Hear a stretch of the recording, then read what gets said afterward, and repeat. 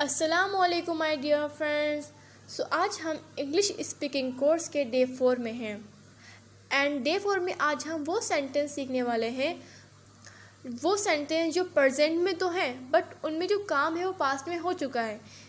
यानी हम हिंदी में बोलते हैं जैसे हमारी कॉन्वर्सेशन के अंदर, जैसे ये रस्सी बंधी हुई है, ये मसाले पिसे हुए हैं, वो बैठा हुआ है, ये दुकान खुली हुई है, वो सोया हुआ है, मैं बहुत थका हुआ हूँ। तो इन सब सेंटेंस को हम इंग्लिश में कैसे बोलेंगे? क्योंकि जब हम इन सेंटेंस को सुनते हैं हमें फील होता है कि काम तो जो हमारा है वो प्रेजेंट में है, लेकिन काम हो चुका है पास्ट के अंदर। यानी जो हिंदी सेंटेंस के अंदर लास्ट में है आ रहा है, यानी बट काम जो है पास्ट में हो चुका है। तो हम इन सेंटेंस को कैसे बनाएंगे? सो विदाउट एनी डिले इन सेंटेंस को हम सीखते हैं। सबसे पहले फर्स्ट ऑफ ऑल आपको स्ट्रक्चर समझना होगा। इसका स्ट्रक्चर बड़ा सिंपल है। Subject plus is am are plus verb की third form. Subject plus is am are and verb की थर्ड फॉर्म। सब्जेक्ट आप जानते ही हैं। For example he, she, it, name, you, we, they and names, right, and animal names and non living names, ये होते हैं हमारे subject. And subject के बाद हमें इसमें यूज़ करना है according to subject is am are.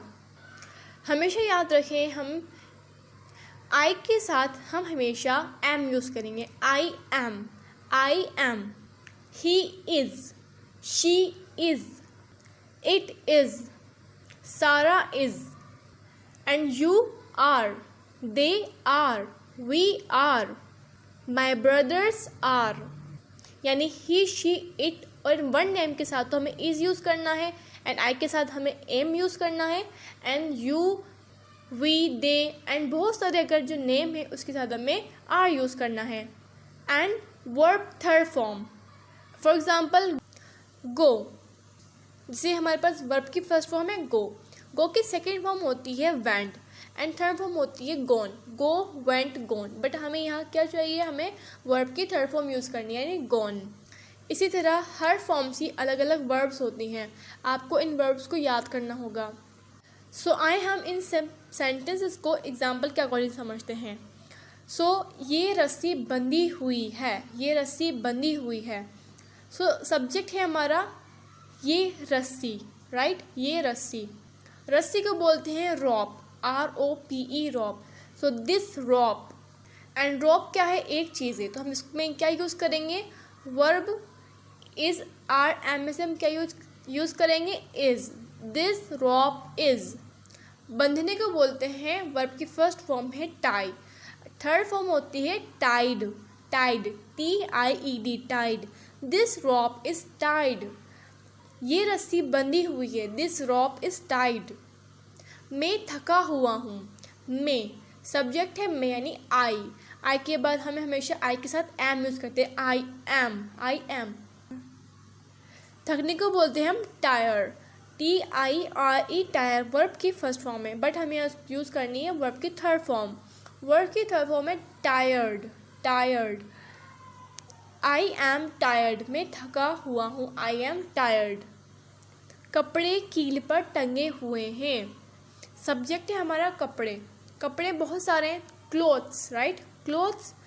बहुत सारी चीज़ों के साथ हम यूज़ करते हैं हमेशा आर। Clothes are. टंगने को बोलते हैं हैंग, अब वर्ब की थर्ड फॉर्म यूज़ करनी है हंग। एंड खूंटी को बोलते हैं nail, NAIL, nail. Clothes are hung on the nail, खूंटी पर ऑन द नैल, कील पर on the nail. Clothes are hung on the nail. वो आज पिटा हुआ है, वो यानी ही के साथ ऑलवेज हम इज़ यूज़ करते हैं, ही इज़। पिटना है बीट, थर्ड फॉर्म में बीटन। आज today, he is beaten today, ये मसाले पिसे हुए हैं, ये मसाले यानी मसाले हैं बहुत सारे। ये दीज मसाले को बोलते हैं स्पाइसेस, दीज स्पाइसेस बहुत सारे तो are, these spices are ground. पिसने को बोलते हैं grind, right, grind third form में ground. These spices are ground. These spices are ground. वो खिड़की टूटी हुई है. वो खिड़की टूटी हुई है. That window. दैट विंडो यानी एक विंडो है. दैट विंडो एक के साथ हमेशा इज. That window is. टूटने को बोलते हैं ब्रेक. वर्ब की फर्स्ट फॉर्म में ब्रेक. या हमें यहाँ यूज़ करनी है third form broken. Broken. That window is broken. वो खिड़की टूटी हुई है. That window is broken. वो दीवार के पीछे छुपा हुआ है. वो यानी ही के साथ इज़. He is. छिपने को बोलते हैं हाइड. हाइड यहाँ पे थर्ड फॉर्म होगी hidden. Hidden. He is hidden. दीवार के पीछे. पीछे यानी behind the wall. He is hidden behind the wall. He is hidden behind the wall. मेरी किताब का एक पेज फटा हुआ है. अब आपको यहाँ लग रहा है कि जो मेरी किताब है वो सब्जेक्ट है, बट मेरी किताब यहाँ सब्जेक्ट नहीं है. क्या फटा हुआ है? क्या फटा हुआ है? एक पेज यानी one page of my book. यह सब्जेक्ट है हमारा. One page of my book is. फटने को बोलते हैं टीयर यानी थर्ड फॉर्म यूज़ करनी torn. One page of my book is torn. One page of my book is torn. दीवार पर कुछ चिपका हुआ है. कुछ. यहाँ पर हमारा सब्जेक्ट दीवार नहीं है, यहाँ पर कुछ. क्या चिपका हुआ है? कुछ. समथिंग. Something is. चिपकने को बोलते हैं कोई चीज़ चिपकती है बोलते हैं stick. Right. Stick. Third form होती है stuck. Something is stuck on the wall. दीवार पर कुछ चिपका हुआ है. Something is stuck on the wall. ये सब मोबाइल बिके हुए हैं. ये सब mobile. These all mobiles. Right. These all mobiles are. बिकने को बोलते हैं सेल. सेल के थर्ड फॉर्म में sold. These all mobiles are sold. These all mobiles are sold. ये कपड़े धुले हुए हैं. ये कपड़े. These clothes are. धुलने को बोलते हैं वॉश. थर्ड फॉर्म है washed. These clothes are washed. These clothes are washed. वह अपना काम भूला हुआ है. वह. He is. भूलने को बोलते हैं फॉरगेट. थर्ड फॉर्म होगी forgotten. He is forgotten his work. He is forgotten his work. किताब मेज पर रखी हुई है. किताब मेज पर रखी हुई है. किताब. बुक. Book is. रखने को बोलते हैं कीप. हमें यूज़ करनी है third form.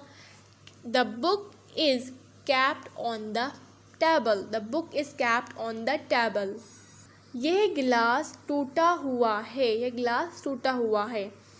This glass is. टूटने को बोलते हैं ब्रेक. थर्ड फॉर्म में broken. This glass is broken. This glass is broken.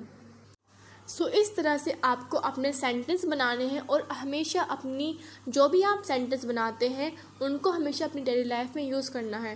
क्योंकि अगर आप बहुत कुछ सीख लेंगे बट आप उसको यूज़ नहीं करेंगे, जब तक आप उसको बोलेंगे नहीं तब तक आपको इंग्लिश नहीं आएगी. इसलिए जो भी कुछ सीख रहे हैं आप, चाहे आप एक वर्ड भी सीखते हैं, उसको अपनी लाइफ में यूज़ करें.